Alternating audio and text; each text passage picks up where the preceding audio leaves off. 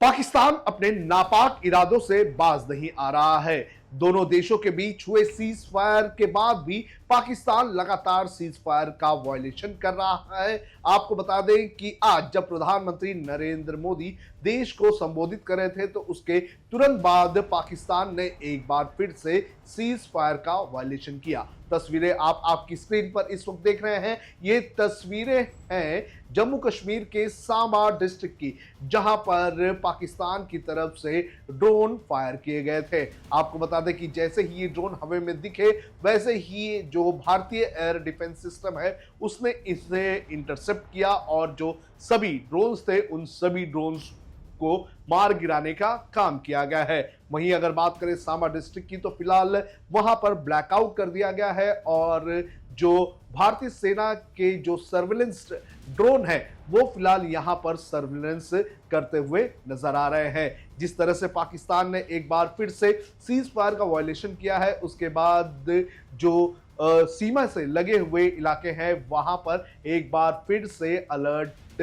घोषित कर दिया गया है। और साथ ही साथ जिस तरह से प्रधानमंत्री नरेंद्र मोदी ने कहा है कि हमारे जो सभी सेना है वो पूरी तरह से अलर्ट है और पाकिस्तान को उसकी हरकतों के लिए फिर से मुंह तोड़ जवाब देने के लिए पूरी तरह से तैयार है। हालांकि जम्मू की बात करें तो जम्मू में जो इस वक्त ड्रोन दिखाई दे रहे हैं दरअसल ये भारतीय सेना के, भारतीय वायुसेना के सर्वेलेंस ड्रोन है जो लगातार इलाके पर निगरानी रखने का काम कर रहे हैं। ये ड्रोन्स लगातार ये ट्रैक कर रहे हैं कि कहीं सीमा पार से पाकिस्तान जो है वो फिर से कोई फायरिंग या फिर ऐसी कोई हरकत तो नहीं कर रहा है। आपको ये भी बता दें कि जिस तरह से प्रधानमंत्री नरेंद्र मोदी ने आज भाषण दिया है उससे ये साफ हो चुका है कि आतंक के खिलाफ जो लड़ाई है वो भारत की निर्णायक लड़ाई रहेगी और भारत ने ये साफ कर दिया है कि उसने आतंकी और जो मिलिट्री ठिकाने हैं उन्हें निशाना बनाने का काम किया और अगर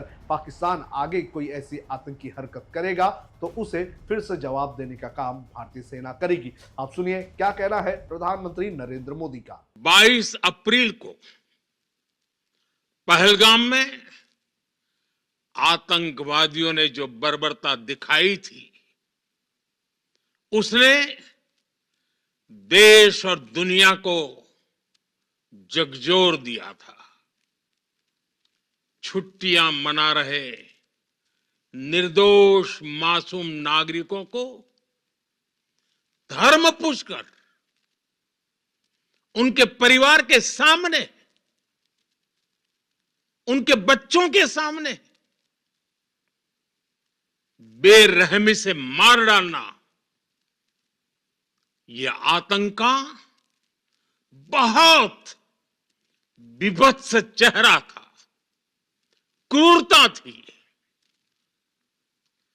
ये देश के सद्भाव को तोड़ने की घिनौनी कोशिश भी थी।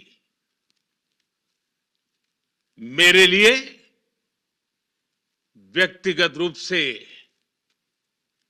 ये पीड़ा बहुत बड़ी थी।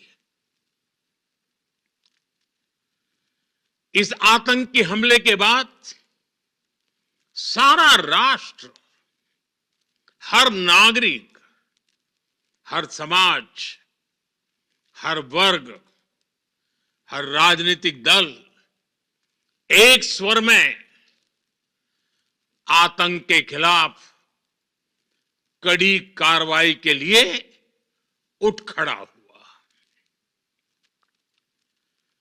हमने आतंकवादियों को मिट्टी में मिलाने के लिए भारत की सेनाओं को पूरी छूट दे दी और आज हर आतंकी, आतंक का हर संगठन जान चुका है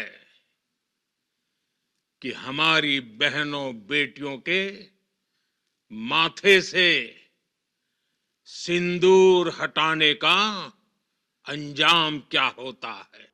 आपको बता दें कि पाकिस्तान जो है वो सीज फायर वायलेशन करने से नहीं रुक रहा है। इसके पहले भी वो वायलेशन करता रहा है और आज फिर से वायलेशन करता हुआ नजर आ रहा है। आपको बता दें कि पाकिस्तान ने ये नापाक हरकत उस वक्त की है जब 5 बजे दोनों देशों के डीजीएमओ के साथ एक मीटिंग हुई थी और इस मीटिंग में यह तय किया गया था कि दोनों की तरफ से फायरिंग नहीं होगी। लेकिन उसके बाद भी पाकिस्तान जो है वो लगातार ड्रोन छोड़ने का काम कर रहा है, लेकिन भारतीय सेना जो है वो उस ड्रोन को मार गिराने का काम कर रही है, जो सीमा पार से हमारे नागरिकों के ऊपर आने की कोशिश कर रही है। तो फिलहाल सामा इलाके में हाई अलर्ट है और ये भी खबरें आ रही थी कि जो अमृतसर इलाका है, अमृतसर जो है वहां पर भी हाई अलर्ट घोषित कर दिया गया है और साथ ही साथ एक फ्लाइट दिल्ली से अमृतसर जा रही थी उसे भी डाइवर्ट करने का काम किया गया है। तो बहरहाल